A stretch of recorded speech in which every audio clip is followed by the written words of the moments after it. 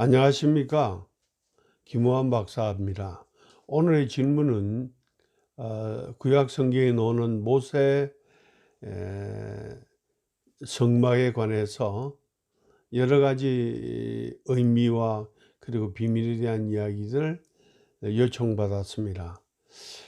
이 주제는 상당히 많은 그 분량의 내용을 가지고 있습니다. 그러나 방송의 문제점 때문에 제가 단순히 구약과 신약에 있어서 모세 템플의 의미를 나누어서 두 번에 걸쳐서 방송하도록 하겠습니다. 우선 여러분들과 저는 출애굽기라고 하는 성경을 잘 압니다. 출애굽기의 가장 큰 사건이 무엇일까요? 여러분과 저의 입장에서 볼 때 출애굽기의 가장 큰 사건은 이스라엘 사람들이 출애굽을 했다는 것 사실입니다. 그것도 한두 명도 아니고 약 250만 정도의 대규모의 사람들이 그 바다와 같은 그런 큰 강이었던 얌슈 갈대바다를 건넜다는 것 자체가 놀라운 일입니다. 그리고 그 갈대바다를 건너면서 하나님 섭리에서 이집트의 군단들이 다 물속에 몰살했다고 하는 놀라운 사건이 실제로 있었다는 것이 우리들에게는 큰 사건으로 다가옵니다. 그래서 출애굽기의 핵심적인 주제는 바로 이스라엘이 모세와 더불어 출애굽을 했다는 사실일 겁니다. 그러나 성경은 자세히 읽어보면 거기에 초점을 두고 있지 않습니다. 그러면 성경이 초점을 두고 있는 그 점은 무엇일까요? 모세가 이미 밝히고 있습니다. 모세는 알고 있었는지 아니면 은연중에 하나님 말씀을 전했는지는 잘 모르지만은 분명히 바로에게 우리를 광야로 보내주시오. 광야에 가서 무엇을 할 건데? 분명히 말씀하기를 우리는 광야에서 하나님 앞에 제사 드리려 합니다. 그는 이 제사 드린다는 말을 계속 반복적으로 써옵니다. 그리고 모세와 이스라엘 사람들이 홍해를 건너자마자 무슨 일을 합니까? 바로 제사를 드리는 일을 반복적으로 합니다. 40년 거의 그 긴 시간을 오로지 그들의 삶의 목표는 바로 모세 성막을 중심으로 하나님 앞에 제사 드리는 것이었습니다. 이 모세 성막은 결국은 이스라엘 사람들이 제사 중심의 삶을 살고 있다고 하는 사실을 우리에게 적시해 주지만 그보다 더 중요한 것은 바로 하나님께서 그 성막에서 제사를 받으시겠다고 모세에게 친히 성막을 청사진을 그에게 주었다는 것입니다. 이 청사진 안에는 하나님의 무궁무진하신 섭리와 계획과 뜻과 그리고 하나님의 놀라운 비밀이 그 안에 들어 있습니다. 즉 단순하게 말하자면 그것은 하나님의 나라의 청사진이면서도 하나님이 땅에 어떻게 섭리할 것인가에 대한 하나의 플랜 계획과 청사진이기도 했습니다. 그런데 이 청사진은 바로 하나님 자신에 대한 모든 비밀을 담고 있는 청사진이었습니다. 이것은 도시계획에 나타나는 청사진이 아니었습니다. 하나님은 자기의 성품과 자기의 섭리와 자기가 무엇을 하겠다고 하는 의도성뿐만 아니라 그리고 곧 자기 자신의 성품뿐만 아니라 곧 하나님의 아들 예수 그리스도의 삶과 인격과 그리고 모든 비밀을 다 함축하여서 모세 성막을 모세에게 지으라고 말씀했던 것입니다. 그러므로 구약의 대부분 모세 성막은 하나님께서 어떻게 자신을 대할 것인지에 대한 제사 드리는 내용으로 꽉 차 있습니다. 그런데 신약은 바로 이야기를 합니다. 모세 성막은 예수 그리스도의 삶과 그의 하나님의 섭리를 어떻게 이루실 것인지에, 그리고 그것이 하나님 나라의 바로 하늘나라의 보좌와 어떤 관계를 가지고 있는지를 자세하게 설명합니다. 자, 먼저 구약에 대한 이야기를 해봅시다. 모세의 성막은 이스라엘 무리들의 한가운데 있었습니다. 우선 모세 성막이 이스라엘의 중심이었기 때문에 이스라엘 사람들의 삶은 성전 중심 혹은 성막 중심의 삶을 살았습니다. 그 성막은 이스라엘 한가운데 있었고 하나님의 기운이 성막을 통해서 나타나고 있었습니다. 그런데 이 성막에는 하나님께서 함께 계셨기 때문에 이스라엘은 이 성막을 하나님 모시듯이 보호하며 또 하나님 중심으로의 삶을 표시하고 있었습니다. 60만 대군과 그리고 이스라엘 약 250만 백성이 성막 중심의 삶을 살고 있었습니다. 이런 신앙적 전통은 유럽에 가보면 금방 같은 느낌을 받을 수 있습니다. 유럽의 오래된 교회들은 다 마을 한가운데 있거나 아니면 마을에서 창문을 열면 모두 다 볼 수 있는 산 언덕의 교회가 있습니다. 이는 성전 중심의 사상, 다시 말하면 모세 성막 중심의 사상의 전통이 교회에 흘러내려오고 있는 것입니다. 이스라엘은 바로 하나님의 성막을 지켰습니다. 그래야 그들은 자신들의 한가운데 하나님의 성막을 모시고 또 하나님과 함께 동행동사했었습니다. 그런데 이 성막을 직접적으로 지킨 이들이 있었습니다. 각 지파마다 분담하여 각 지파에 얼마 되는 수의 군사들이, 특별히 뽑혀진 이 군사들이 성막을 동서남북으로 나누어서 지켰습니다. 동쪽에 세 지파의 군대가 있었고 서쪽에 세 지파의 군대가 있었고 북쪽에 세 지파의 군대가 있습니다. 그리고 남쪽에 세 지파의 군대가 있었습니다. 특별히 동쪽 맨 앞 선두에는 유다 지파가 특별히 자신의 직임을 맡고 있었습니다. 그런데 여기서 주시해 보아야 할 점이 있습니다. 그들은 하나님의 보좌를 지키기 위하여 성막을 지키고 있었는데 모든 군대가 다 하나님 보좌를 지킬 수 없었습니다. 이스라엘 군대는 적어도 60만 이상 되는 그런 군대를 가지고 있었습니다. 그러나 그들 중에 특별히 뽑은 사람, 각 지파에 1만 2천 명 정도의 특수병과에 속한 사람들이 바로 하나님의 성막을 지켰습니다.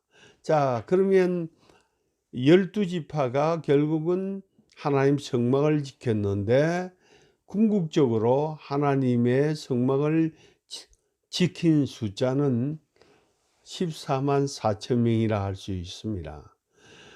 요한계시록의 14만 4천은 특별히 구원받은 사람이요 특별한 하나님의 또 제사 드리기 위하여 선택된 백성으로 기록하고 있습니다.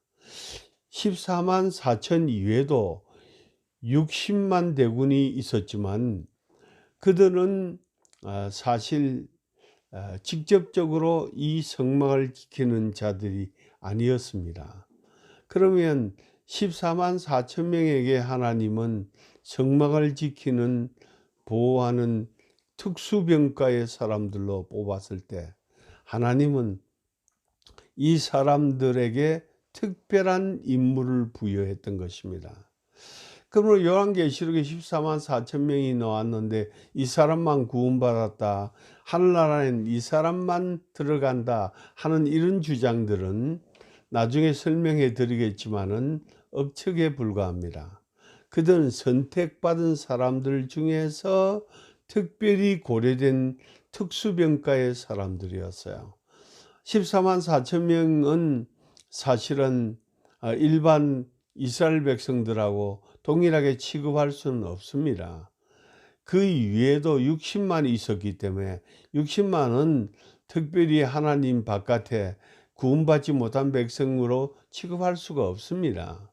그러면 14만 4천 명의 특수병과의 사람들이 동서남북에 걸쳐서 성막을 지키고 있었다. 이것이 참 중요한 포인트인 것 같아요. 자, 그런데 바로 이 성막의 우선 내부 구조를 보면 하나님의 나라의 청사진이 그대로 나타납니다. 이건 요한계시록에 바로 하나님의 보좌에 보이는 모든 과정이 그대로 드러나지만 우선 이 청사진 안에는 깊은 하나님의 섭리를 발견하게 됩니다.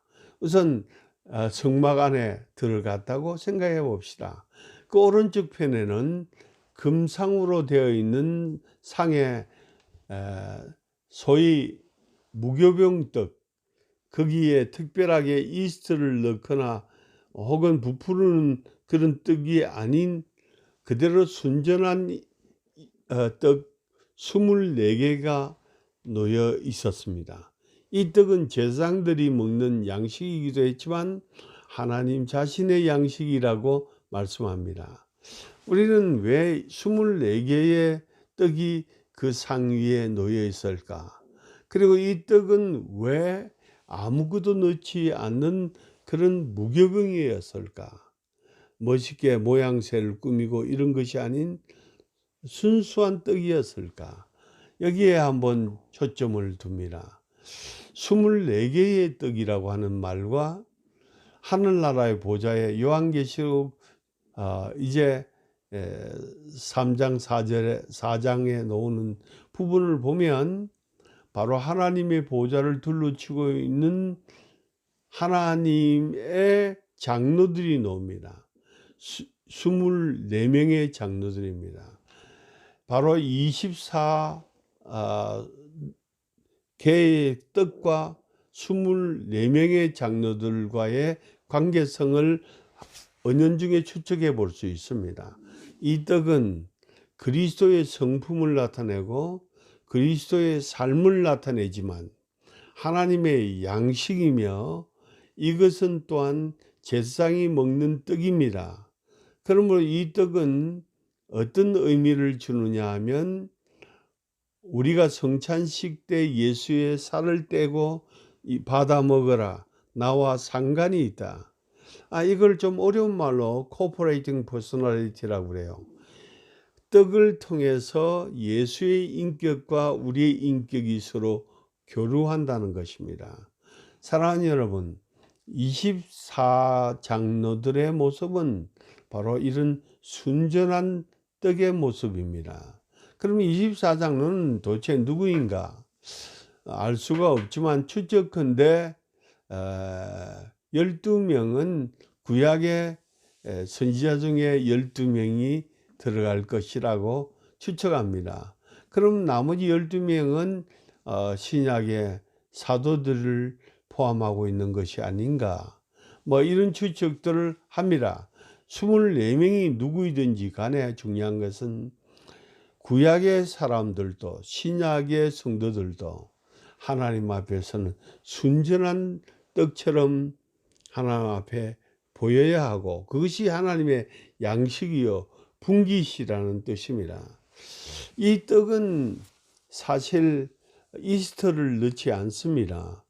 그저 밀가루 고운 반죽으로 진익에서 구워서 하나님 앞에 드렸습니다. 때로는 거기에 바깥에 기름을 발랐습니다. 혹은 그 안에 소금을 뿌리기도 했습니다. 그런데 그 이외에는 아무것도 사용하지 않았습니다. 무슨 뜻일까요? 예수 그리스도의 성품은 사람 보기에는 흠모할 것이 없는 그냥 떡과 같으신 분이에요. 나는 하늘에서 내려온 떡이라. 바로 그런 떡입니다. 아무 맛도 없는 무미건조한 떡과 같은 그런 모습입니다. 거기 소금을 칩니다. 예수님이 설명하셨어요. 소금은 맛을 내기 위하여, 부패를 방지하기 위하여, 그리고 자기가 녹아짐으로 주변의 모든 음식을 살리기 위한 것입니다. 이런 삶의 목적과 그리고 의도성을 소지한 그런 떡이야말로 그리스도인을 의미하는 것일 거예요. 예수의 삶의 의미를 나타냅니다. 그리고 거기에 기름을 발랐다. 이 기름을 발랐다는 이야기에 대하여 요한이 말하기를 요한 1서 말합니다. 이 기름은 곧 우리가 받을 성령이라고 하는 말씀을 합니다. 자, 성령으로 오직 겸손하여 거짓말이 없고 자랑이 없고 그리고 변명이 없는 삶, 그리고 순전한 그대로의 나시린의 삶, 이것이 예수 그리스도의 모습이자 곧 하나님 앞에 분깃으로 드려야 할 그리스도인의 모습입니다. 오늘 그리스도의 교회와 사람들 너무나 치장이 많습니다. 예수 그리스도의 모습을 우리는 그런 데서 발견할 수가 없다는 것이에요. 자, 여러분들이 24장로처럼 순전한 떡이 되고 변명하지 않는 떡이 되고 그리고 자랑하지 않는 떡이 되고 이생의 안목과 그리고 또 소위 재리의 욕심과 안목의 정령, 재리의 욕심, 또 이 세상의 수많은 자랑들, 인간사의 문제들, 이런 것들은 다 그 안에 이스트를 넣고 그 안에 맛을 넣고 맛조림을 넣고 이런 것입니다. 주께서 원하신 바는 그거 아닙니다. 겸손한 자를 찾으시고 순전한 자를 찾으신다는 말이 그 뜻입니다. 자, 그런데 이 금상에서 맞은편에 다른 촛대가 놓여 있습니다. 이 촛대는 본래 7가지가 나 있었습니다. 왼쪽에 3가지, 오른쪽에 3가지, 그리고 한가운데 줄기 그대로 있었습니다. 그래서 촛대에 사실은 7가지가 나 있었고 그 가지마다 구멍이 다 뚫려 있어서 기름을 부으면 그 7가지가 다 공평하게 기름을 공유합니다. 그리고 계속 그 가지들마다 7군데서 불이 켜지고 있었습니다. 자, 이것은 도대체 무슨 뜻인가? 성경은 이 촛대를 자주 교회에 비유합니다. 이스라엘 공동체에 비유합니다.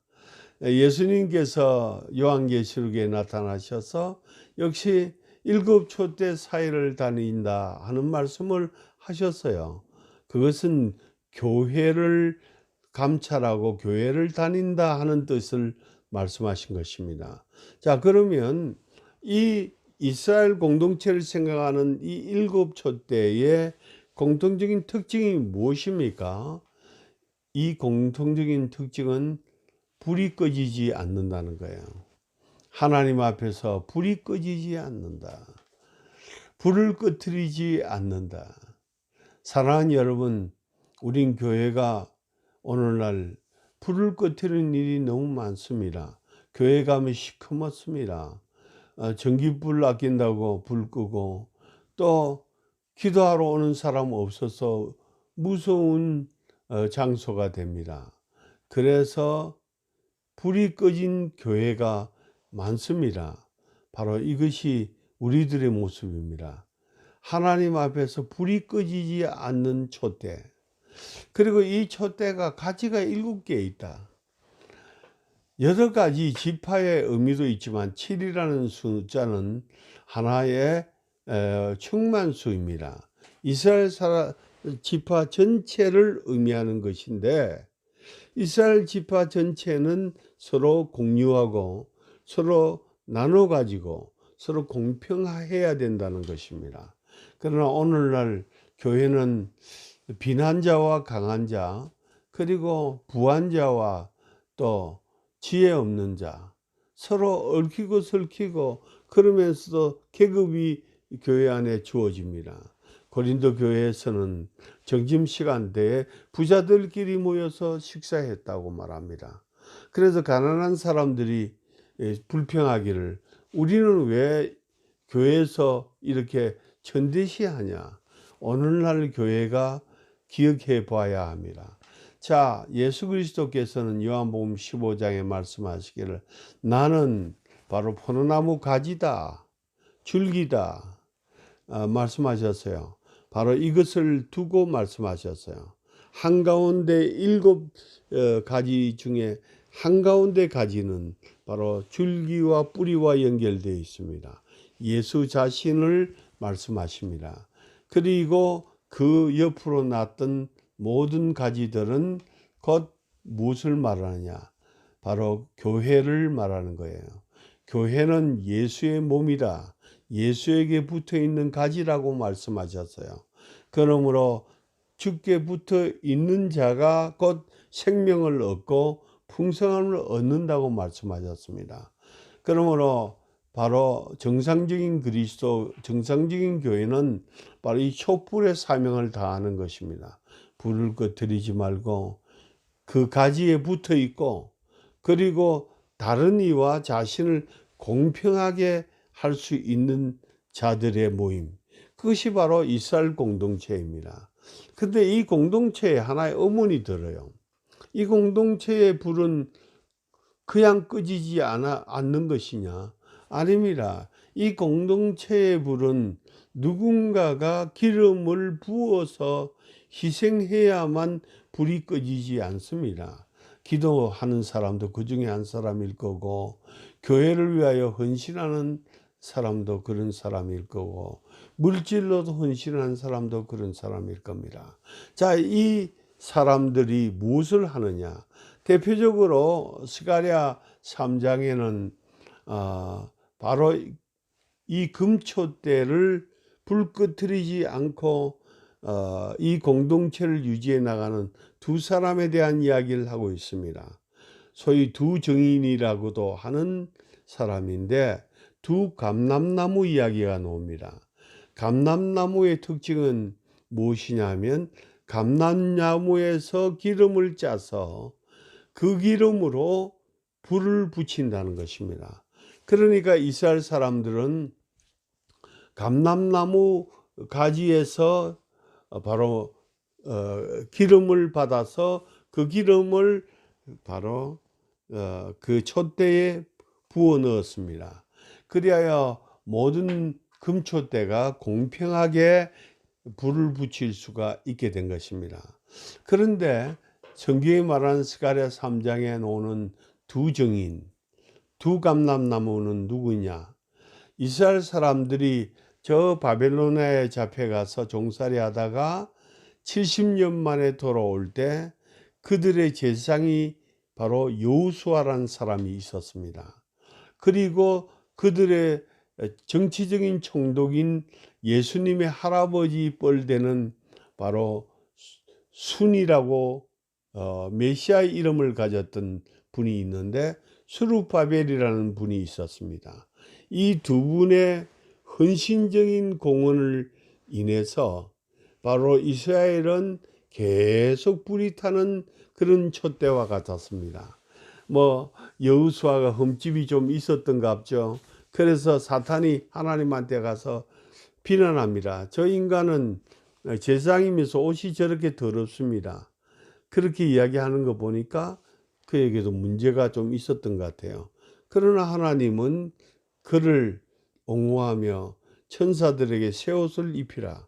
그리고 사탄을 말하기를 이 숙군형 같은 자야, 너는 내 성도를 나의 종을 욕하지 말라 하고 말합니다. 자, 이 두 사람이 무엇을 했기 때문에 주님은 변호했을까요?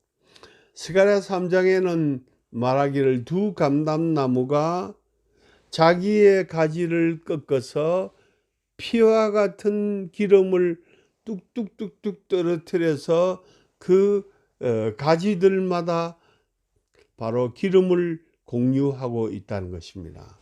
이 두 사람이 바로 이스라엘 공동체를 살렸던 거예요. 오늘 교회에 보면 이런 사람들이 많습니다.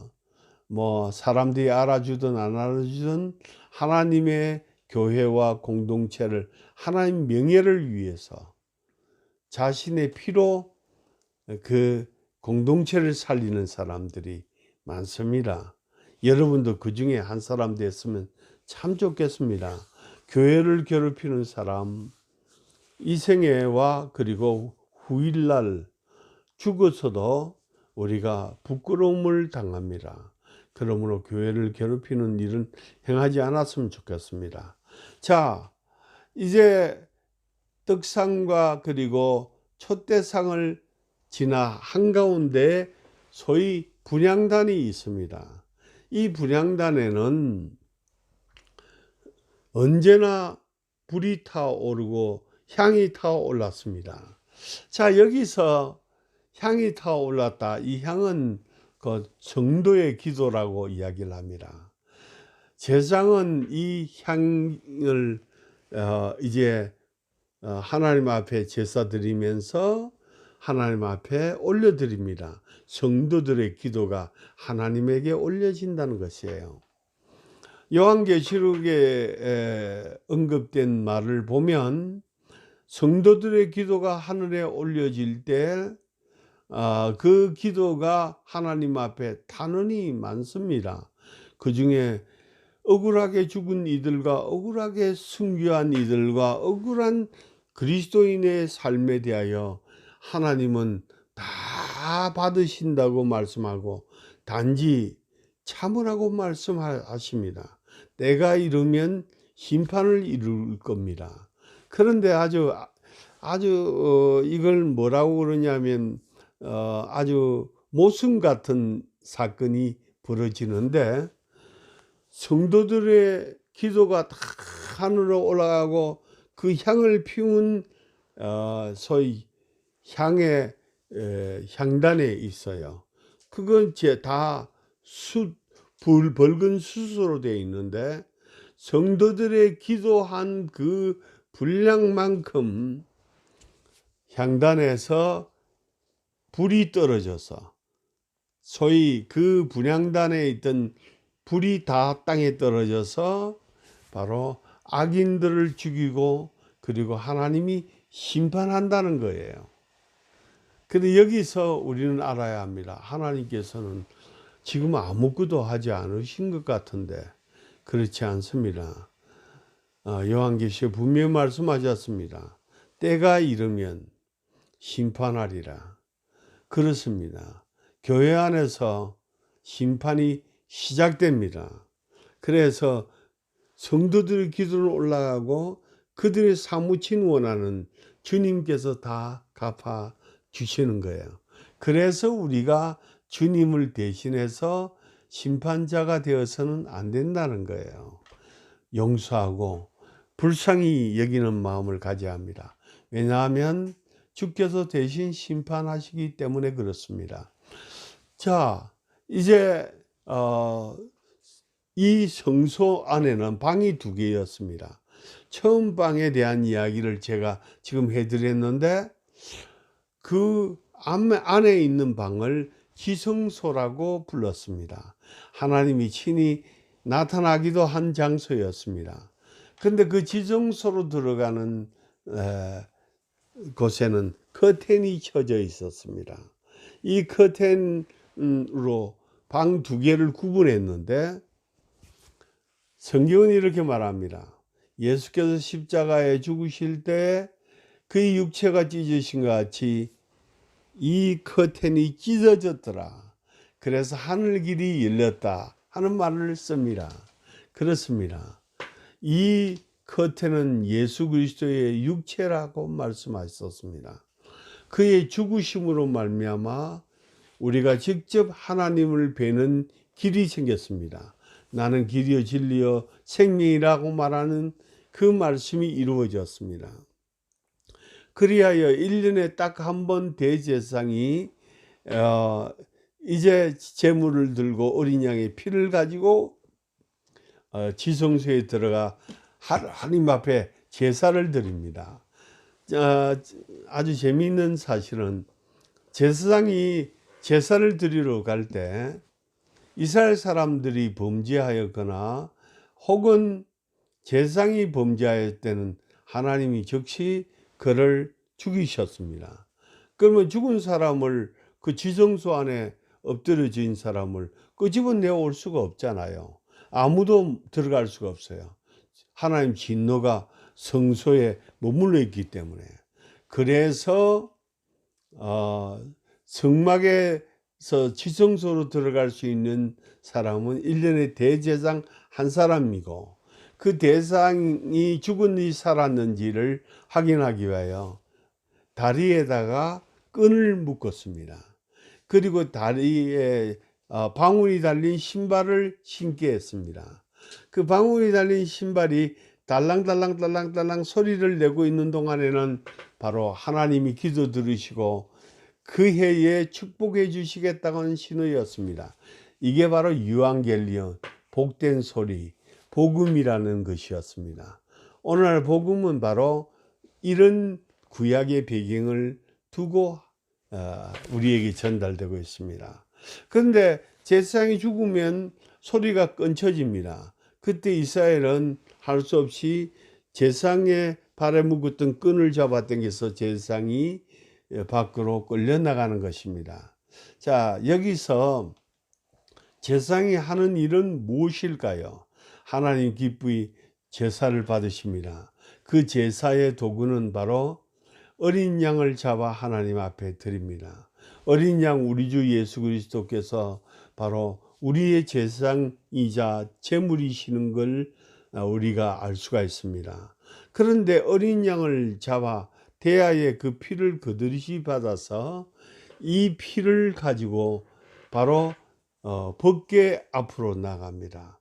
법궤에는 아론의 쌍난 지팡이, 죽은 자도 살리는 그런 사건을 증거하는 것, 그리고 십계명이 들어있고 그 안에는 만나가 들어있습니다. 이 세 가지의 증표는 곧 예수 그리스도의 삶이자 예수 그리스도의 바로 살아있는 모습을 다 담는 것입니다. 그런데 이 세 가지 징표를 담고 있는 금박이로 한 소위 법궤는 곧 예수 그리스도를 상징하는 것이었어요. 그리고 그 법궤 위에 뚜껑을 덮었는데 그 뚜껑을 속죄소라고 합니다. 왜냐하면 하나님의 기운이 내려오는데 천사 둘이 날개를 쭉 뻗어서 서로 마주대하고 있습니다. 그 가운데에 속죄소라고 하는 법궤 뚜껑 위에 하나님께서 제사를 받으시면 셰키나 주의 영광이 나타납니다. 자, 그런데 주의 영광이 그냥 나타나는 게 아니에요. 반드시 양의 피를 법궤에 붓고 그 양의 피를 먼저 손에 엄지손가락으로 찍어서 소위 천사 둘이 손으로 가리고 있는 한가운데 법궤 속죄소 한가운데 법궤 뚜껑의 한가운데 7번 찍어 발라야 합니다. 왜 엄지손가락으로 7번째 바르냐? 모든 죄는 사실 듣고 보고 마음을 새기지만 행동은 이 손으로 합니다. 그래서 범죄하였던 것을 속죄하기 위하여 모든 제사장은 제사장이 될 때 이미 자기 귀에 피를 뿌리고 또 눈에도 뿌리고 자기 옷에도 피를 뿌립니다. 그리고 이 손을 피에 담궈서 자신의 행위를 회개합니다.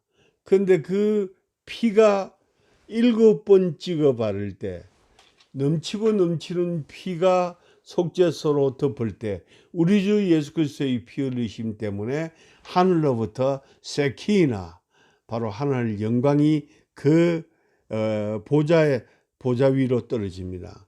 그래서 속죄소 뚜껑의 조그마한 부분은 뭐 크기가 크지도 않고 이 정도 되죠.